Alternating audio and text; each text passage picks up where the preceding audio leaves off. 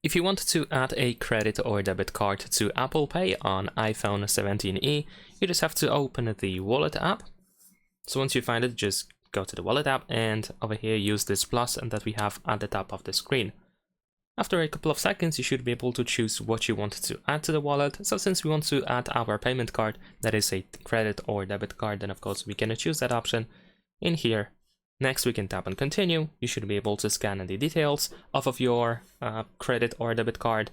You can also allow the wallet app to determine your location. So in this case, we need to go to settings and we need to enable location services in this place.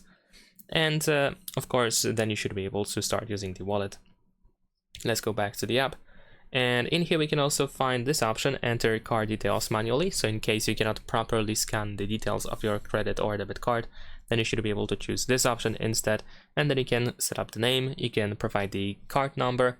And if you continue, you might also need to enter the expiration date and the security code and so on and so forth. So just follow the rest of the instructions that you will see on your screen.